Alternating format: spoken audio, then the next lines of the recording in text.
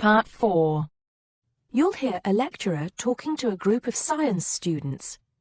First, you have some time to look at questions 31 to 34.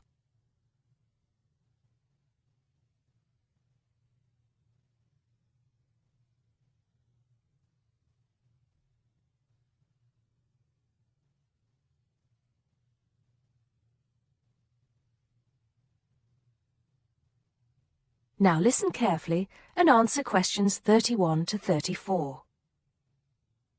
Good morning, ladies and gentlemen, and welcome to the science faculty. As you may know, my field of study is neurobiology, so you may be wondering what I have to say to those of you who are studying physics or chemistry or geology, even those of you who intend to become doctors. In fact, what I have to say is aimed especially at those who wish to enter the medical profession, though the main point applies to all of you. And what is my main point? Basically, it is that you shouldn't get stuck in too narrow a specialization. What I mean is, too often doctors and scientists become experts on one small aspect of their subject and neglect the rest. Perhaps you have heard the joke about a doctor being introduced to another doctor as an expert on the nose. "Oh yes," said the other doctor. "Which nostril?" I know that more and more it is necessary to specialize, because when you finish your studies, you have to find a place in the job market. But I do believe that it is damaging both to you personally and to the profession.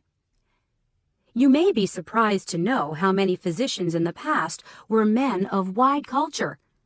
Many were interested in the humanities, from the arts to literature to philosophy. A surprising number of them, from Rabelais to William Carlos Williams, became poets, novelists, and playwrights. Men of science have written clearly and intelligently about society, psychology, and politics. This tradition is not dead.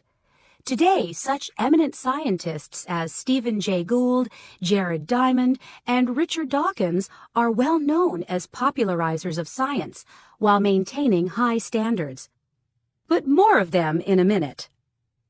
I'm not saying that while you are studying anatomy, you should sign up for a course in English literature, but reading a few works of fiction in your own time will show you the human mind, just as your anatomy classes show you the human body. Science faculties and medical schools, it seems to me, now largely ignore this human dimension. Furthermore, the study of medicine, and psychology for that matter, is largely about what has gone wrong with the body and the mind. That is, it mostly deals with the abnormal. Before you hear the rest of the talk, you have some time to look at questions 35 to 40.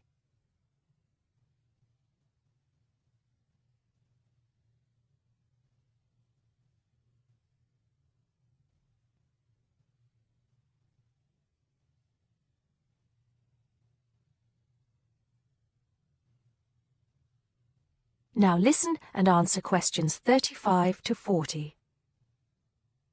So, to try and correct this situation, if only in a small way, I have come up with some extra reading for you to do. Don't worry, I wouldn't have chosen them if I didn't think they were enjoyable as well as interesting. The first on my list I'm sure you've all heard of, even if you haven't read it. It's Bill Bryson's A Short History of Nearly Everything. Now, don't turn your noses up at it just because it's now officially a school book and is written to entertain as well as inform. In fact, I found it a very good bedside book. Next come a couple of the writers I mentioned earlier. Any collection of essays by Stephen Jay Gould is worth reading. He writes clearly in a language non-scientists can easily understand. In fact, a lot of his essays are responses to questions about science from the general public. He's also entertaining on the subject of baseball. Perhaps you should start with Gould's Wonderful Life. He writes brilliantly about natural history and shows how much imagination and excitement there is in scientific discovery. Then there's Jared Diamond's The Rise and Fall of the Third Chimpanzee, which shows us how close we are to the apes and forces us to look at some of the darker aspects of human nature.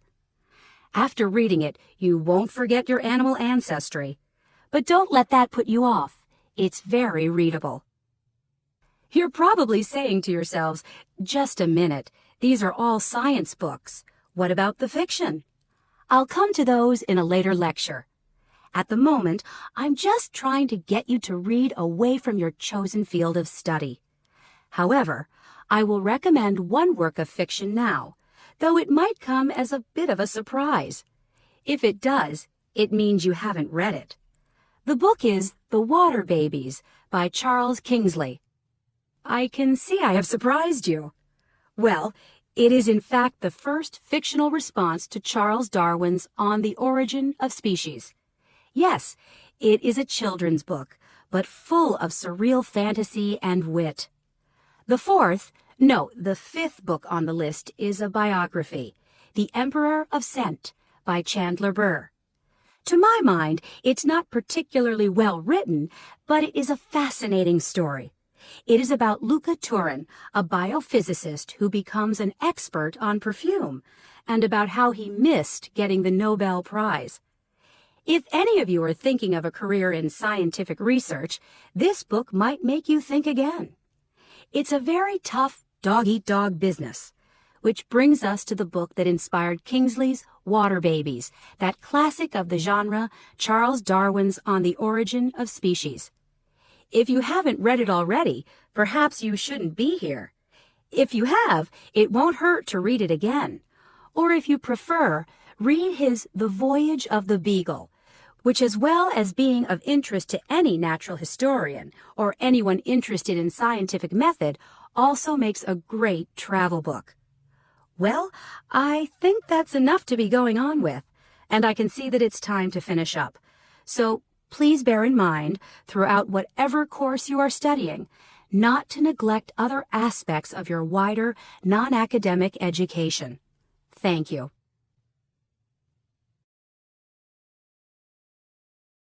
That is the end of Part 4. You now have half a minute to check your answers.